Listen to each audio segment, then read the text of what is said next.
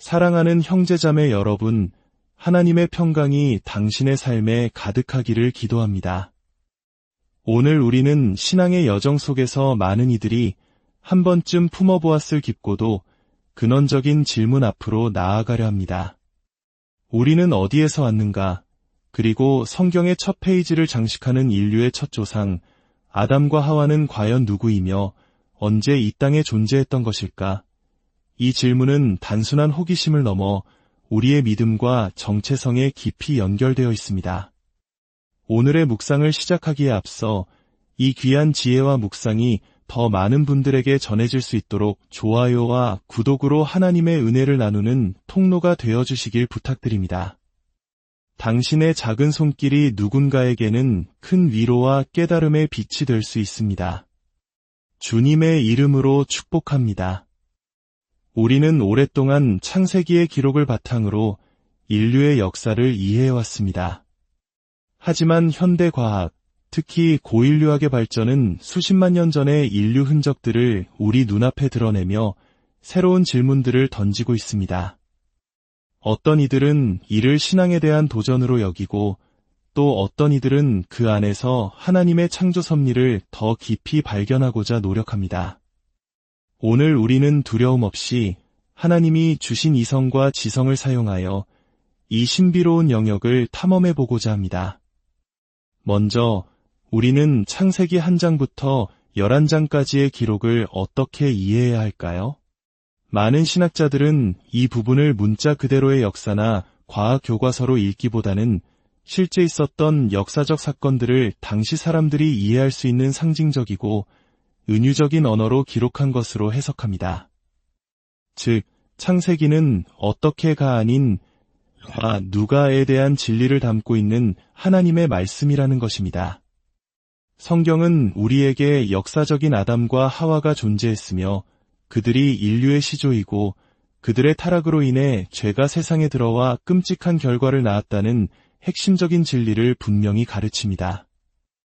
하지만 성경은 아담과 하와가 정확히 몇 년도에 살았는지 못 박아두지는 않았습니다.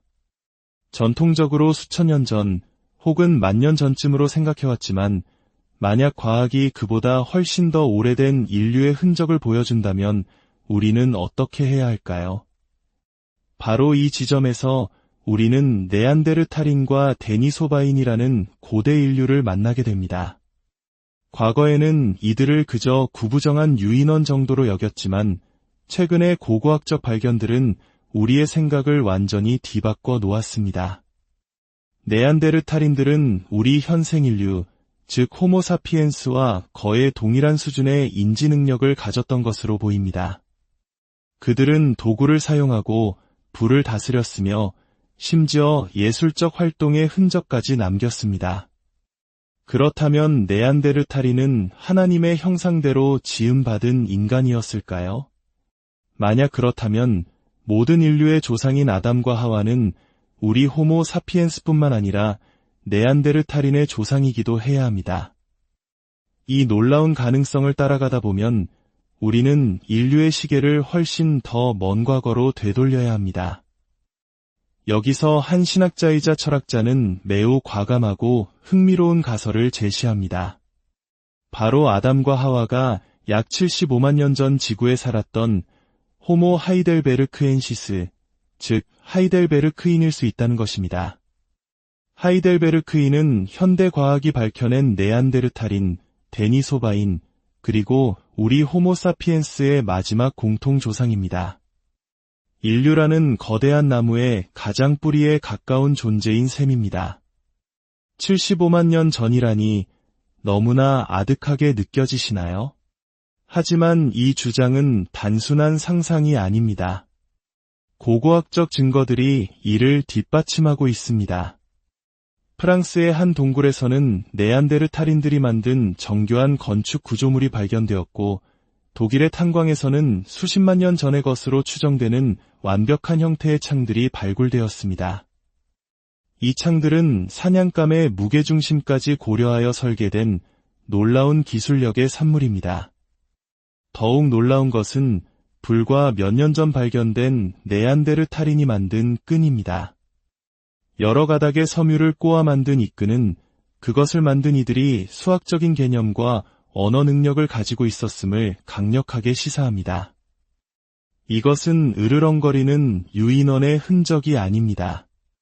우리처럼 추상적으로 생각하고 계획하고 기술을 사용했던 지적인 존재, 즉 사람의 증거입니다. 최근 잠비아에서는 약 40만 년 전의 것으로 추정되는 나무 구조물까지 발견되었습니다. 홈을 파서 서로 끼워 맞추는 방식으로 만들어진 이 구조물은 당시 인류가 이미 집이나 작업대와 같은 목조 건축물을 만들 수 있었음을 보여줍니다. 우리는 이것을 원시적인 형태의 문명이라고 부를 수 있지 않을까요?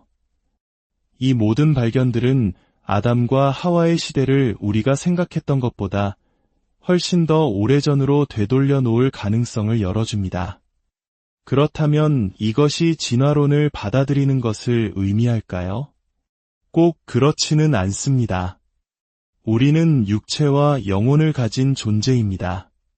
하나님께서 오랜 시간에 걸쳐 이성적인 영혼을 담을 수 있는 특별한 육체를 준비하시고 그 첫 인간에게 당신의 숨결, 즉 하나님의 형상인 영혼을 불어넣으심으로써 최초의 인간, 아담을 창조하셨다고 이해할 수 있습니다. 육체의 기원이 어떠하든 인간을 인간답게 만드는 것은 바로 하나님이 주신 이 영혼입니다. 더욱 신비로운 사실은 이 고대 인류가 우리와 전혀 상관없는 존재가 아니라는 점입니다. 오늘날을 살아가는 우리들의 DNA 속에는 놀랍게도 네안데르탈인의 유전자가 적게는 5%에서 많게는 10%까지 남아있다고 합니다. 우리 몸속에 수십만 년 전을 살았던 그들의 흔적이 새겨져 있는 것입니다. 이것은 마치 우리 가문의 족보에서 잃어버렸던 한 페이지를 되찾은 것과 같은 경이로운 일이 아닐 수 없습니다. 사랑하는 성도 여러분, 오늘 우리가 나눈 이야기는 정답을 제시하는 것이 아닙니다.